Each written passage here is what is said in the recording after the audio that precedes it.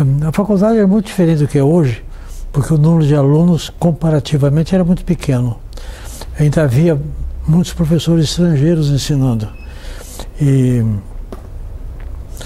a faculdade de filosofia era toda espalhada, ela não tinha sede própria, porque era a faculdade de filosofia, ciências e letras. Ela ia desde a matemática até a educação. E cada um no lugar. O Instituto de Física num lugar, matemática no outro lugar. Ali na Maria Antônia instalou-se a diretoria, a secretaria e algumas sessões. Nesse tempo eu era assistente de sociologia do departamento de... Não, já havia departamento de ciências sociais. E então nos instalamos ali, porque aquele conjunto da Maria Antônia era do Colégio Rio Branco. Na rua Doutor Vila Nova, 2 prédios, um em frente da outro. E depois o prédio na Maria Antônia, um terceiro prédio, esses 3 eram velhos. E o novo, que é das colunas. Então nós ficamos bem instalados e tocamos a vida ali.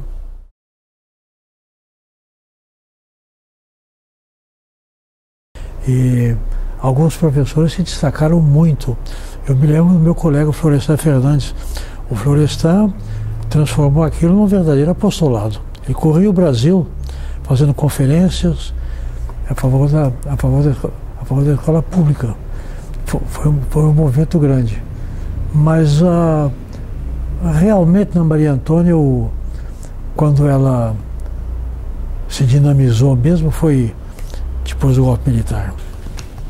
Olha, os professores estrangeiros foram muito importantes, porque eles, ao contrário do que as pessoas pensam, eles nos chamavam muito para o Brasil. Insistiam na importância do Brasil, dos assuntos brasileiros, e traziam um tipo de atividade cultural que nós não tínhamos aqui, não é? De modo que a grande força da Faculdade de Filosofia foram os professores estrangeiros. Havia muita gente em São Paulo que se opunha a isso, achava que era gastar dinheiro à toa, que o Brasil... Esse patriotismo vulgar. O Brasil tem tudo, tem a prata da casa, é uma bobagem. Quer dizer, realmente a faculdade foi fundada pelos professores estrangeiros. E nós, jovens, éramos assistentes, né? Chegou um momento, os estrangeiros começaram a ir embora, então nós, jovens, começamos a assumir a iniciativa, mas já estávamos formados pelos professores estrangeiros. Nós somos fruto dos professores estrangeiros. É coisa muito importante.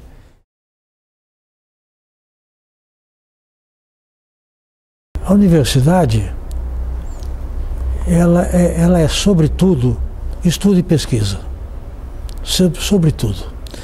A ação dela sobre a sociedade vem como consequência disso. Quando a faculdade resolve ela dizer que é muito prática, então, geralmente atrapalha. E uma das coisas que eu vejo de hoje, que é a coisa que atrapalharam um pouco a Maria Antônia, é que ela aos poucos foi se transformando num ponto de encontro de todo mundo. Uma verdadeira casa de Maria Joana. Quando chegava de noite, juntava a rapaziada lá, que não era aluno, não era nada. Artistas de vanguarda, jovens inconformados, ficava na calçada da Maria Antônia, ficava no bar da esquina, no bar do seu Zé, iam assistir aula. Isso é uma coisa simpática, mas tumultuava um pouco. Quer dizer, e a Maria Antônia, em um certo momento, que dava a impressão de que ela estava voltada mais para atividade de protesto, de passeata, de reivindicação, do que provavelmente para a coisa fundamental dela, que é o estudo. Eu creio que a Maria Antônia correu esse risco. Não tinha que tenha caído nele, mas correu esse risco. O golpe militar pegou a Maria Antônia nesse processo de todo mundo ia para lá. A calçada de noite ficava cheia de jovens, conversando. Gente que não era nada, não era nem aluno da universidade. Então, quer dizer, quando eu vejo de hoje, naquele tempo eu não sentia isso, mas quando eu vejo de hoje, vendo de hoje, desfigurava um pouco a universidade. A universidade estava uma espécie de ponto de encontro da curiosidade, da insatisfação, de tudo isso. E esse é um aspecto que é ao mesmo tempo simpático e perigoso. E E a Maria Antônia houve um momento que ela tornou-se realmente um ponto de encontro de toda a insatisfação dos jovens.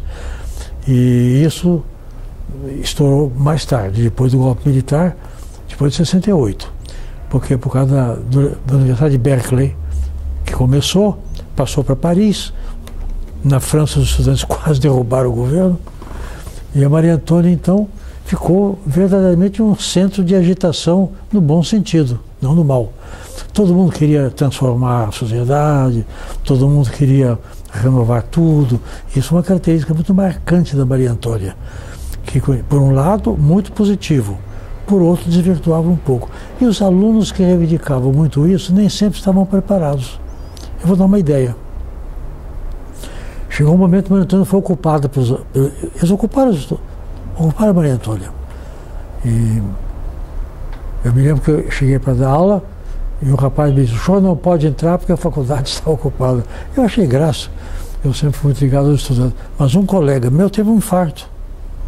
Quando ele chegou e disseram: você teve um infarto, caiu.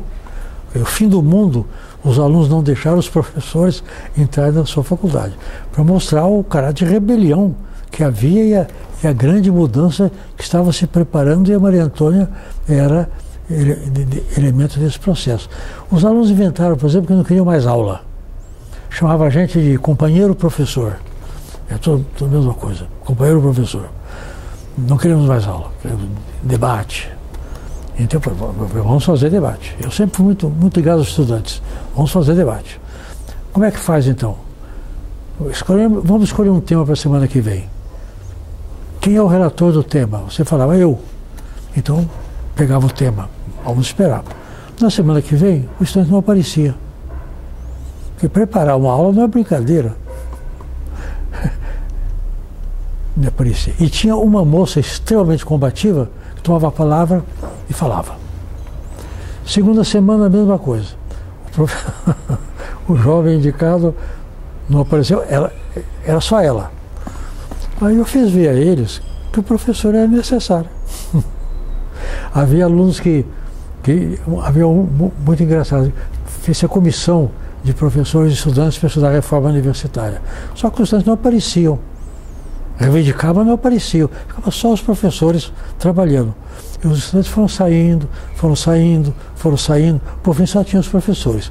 Eu me lembro que no dia da discussão final, eu disse para um deles: falei, olha, seus colegas desapareceram. Era um domingo, amanhã domingo a faculdade está aberta, pelo menos já tem um estudante presente. Por exemplo, a colaboração de estudantes e de professores. Como é que nós vamos deixar os professores? E os estudantes? Vocês reivindicaram. Ah, professor, mas eu combinei e com a minha namorada para o Guarujá. Falei, bom. Ele disse para mim: mas em professores como os senhores, nós não precisamos estar presentes. Temos toda a confiança. Foi para o Guarujá. Porque havia essa estava um pouco patusca. Os estudantes frequentemente reivindicavam tipos de comportamento que eles próprios não eram capazes de fornecer. Enjoavam rápido. E os professores acabavam fazendo o trabalho da comissão de estudantes e professores. Eu estou fazendo um pouco de brincadeira para mostrar que havia os aspectos divertidos, patuscos, que o estudante se superestimava. E a gente procurava se superestimar também. Mas eu creio que a Maria Antônia valeu em grande parte para mostrar como o professor é indispensável.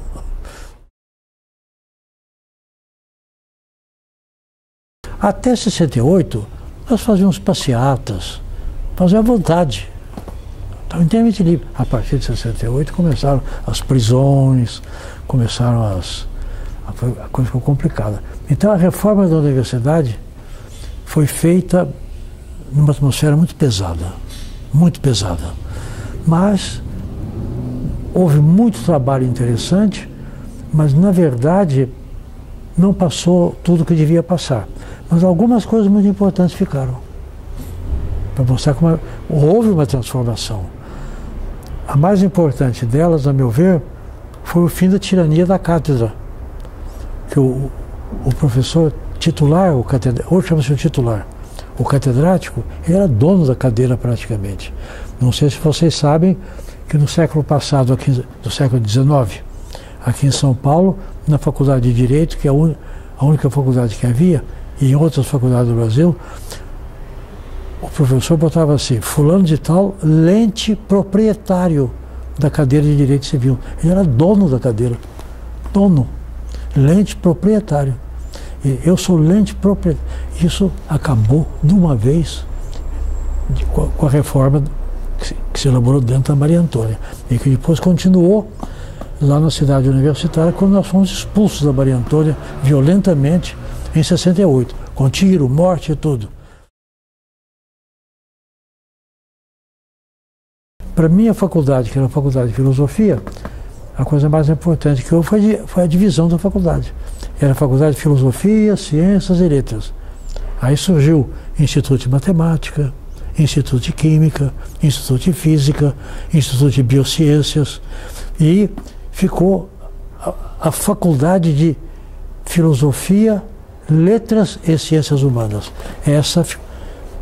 As humanidades, quer dizer, filosofia, geografia, história, sociologia, literatura, isso ficou. A educação se separou logo também. Então isso é uma coisa fundamental. Foi da Maria Antônia que nasceu essa reestruturação da universidade. Quando os alunos faziam greve, os professores ficavam escandalizados. Eu tinha sempre essa simpatia pela greve dos alunos.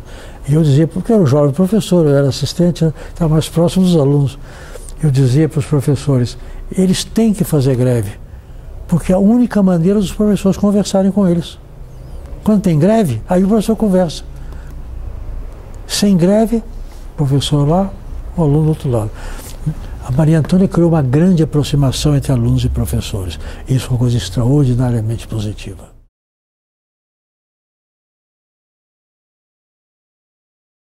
Você sabe que naquele tempo houve uma espécie de revolução da juventude no mundo. Em Paris, quase derrubaram o governo. Quase derrubaram o governo. Em Berkeley, na Califórnia, onde começou, foi uma revolução tremenda. E aí junto vieram as outras coisas que também se esboçaram na Maria Antônia. Liberdade sexual, compreende? Liberdade de costumes, convivência mais livre entre os sexos, em todos os sentidos, debate, tudo isso e tal. Houve uma grande modernização. Em 68 acabou Maria Antônia. Nós fomos expulsos de lá. Eu estava lá, passei o dia inteiro lá, com bomba, com tiro, com tudo isso. E eles fecharam a Maria Antônia, inclusive, porque as tropas de repressão ficavam no Mackenzie, ali na frente. Que era, hoje eu não sei, naquele tempo era uma instituição extremamente conservadora, muito intolerante. E praticamente a impressão que dava para nós é que os dirigentes do Mackenzie estavam apoiando a briga entre alunos do Mackenzie e alunos da faculdade, que estavam praticamente apoiando a ação dos alunos do Mackenzie. E aí a faculdade foi fechada. A gente não tinha para onde ir. E eu me lembro que eu, pessoalmente, eu fui procurar os colegas não me lembro direito, não sei se falei com o diretor, pedi para eles nos emprestarem o prédio de História pela manhã, porque História era tarde, então eles cederam para Letras. E nós passamos a dar aulas no prédio de História, não tínhamos onde ficar. Aí mandaram construir depressa os barracões que tinha lá embaixo. E nós fomos para os barracões. Era uma coisa horrível. Construíram barracões em que a parede era meia parede. Então eu estava dando aula aqui, você dando aula ali, eu não ouvia a voz do outro. Era uma confusão. Foi um período muito difícil. Mas eu diria que a universidade se rejuvenesceu. Ela não era, a universidade ainda era jovem, né? Fundada em 34, né? Ela tinha 30 e poucos anos. E ela rejuvenesceu. E a presença da juventude ficou muito mais viva, muito mais importante. E, como eu disse, diminuiu a distância entre o professor e o estudante. O tipo de convivência que eu pessoalmente formei na Praça da República, a minha geração. E a Maria Antônia já era o campo de uma geração mais nova. Agora, a convivência universitária, o espírito universitário, nós formamos fora da Maria Antônia, a minha geração. Quando eu fui para Maria Antônia, eu tinha 31 anos. Portanto, eu já estava maduro e eu era assistente.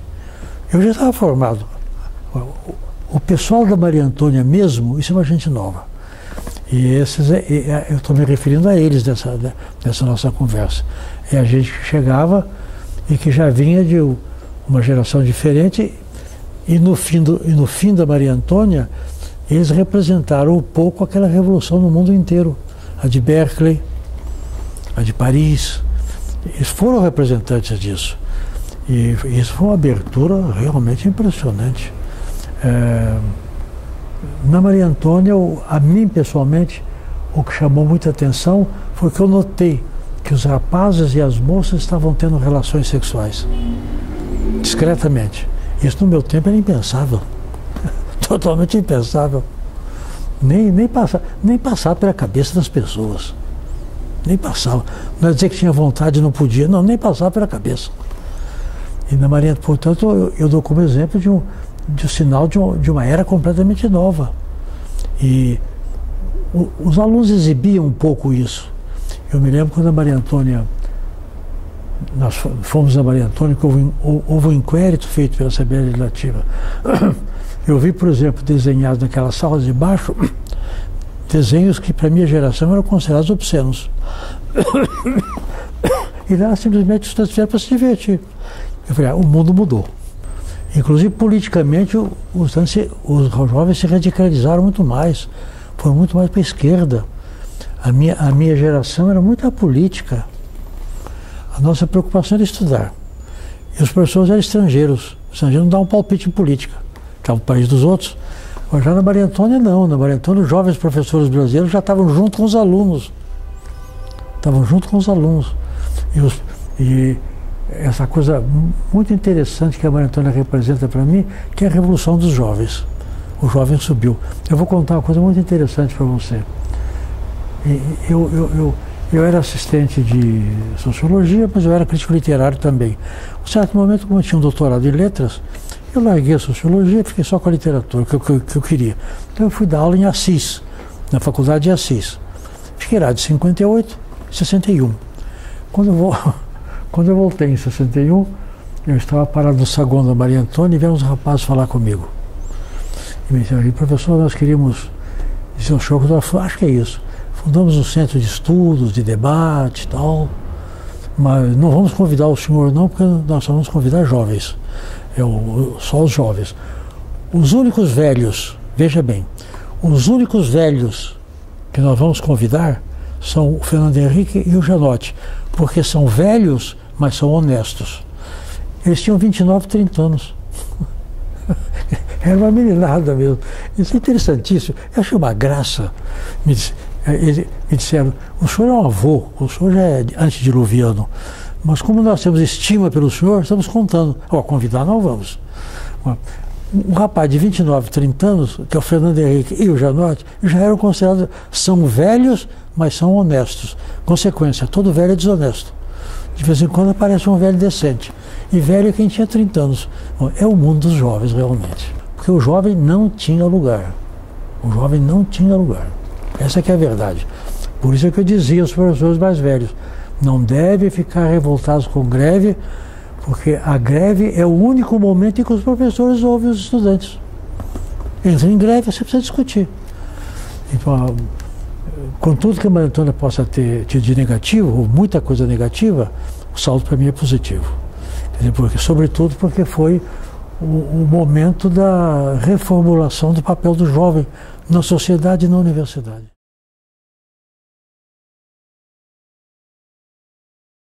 Eu fiz o meu curso na faculdade todo em línguas estrangeiras. Eu não tinha professor brasileiro.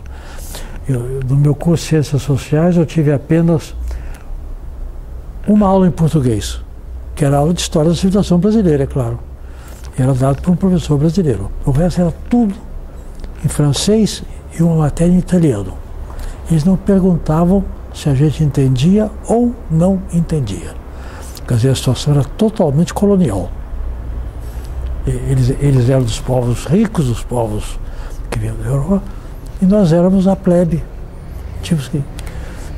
Agora, o nível do meu tempo era muito bom, porque os professores que vieram para cá, acontece que os italianos mandaram grandes nomes, mas para física, para química, para geologia, para mineralogia, para grego. Por quê? Porque a Itália era fascista. Então os organizadores da universidade disseram muito sabiamente: não podem ensinar ciências humanas. Matemática não tem problema. No caso dos alemães foi mais bonito ainda. Convidaram só professores judeus perseguidos contra o regime do Hitler. Compreende? E os franceses, então, a França pode, porque a França é um país democrático. Os meus professores eram muito bons. Depois aconteceu que houve um professor com uma intuição humana extraordinária, que era o professor Georges Dumas. Era um médico francês que era psicólogo. E ele escolheu uma meninada, ao contrário dos italianos, que mandaram nomes consagrados, professores de universidade. Eles pegaram o professor do curso secundário na França e puseram aqui. Ele pegou. Mas quem eram esses meninos? Lévi-Strauss, Roger Bastide, Jean Gaget, Fernand Braudel, os maiores, tornaram-se os maiores do século. E nós fomos alunos dessa meninada. Então, eu não creio que o nível da Maria Antônia fosse mais alto. Quando saíram os estrangeiros e vieram os brasileiros, por melhores que nós pudéssemos ser, não éramos do nível dos estrangeiros. Agora, a grande vantagem da Maria Antônia é que ela permitiu a realização intelectual dos jovens já formados pelos estrangeiros. Porque antes os estrangeiros é que faziam tudo. Nós fomos a primeira geração de gente formada por eles. Tocava-se o bonde bem, mas dizer que era uma coisa extraordinária não era, não.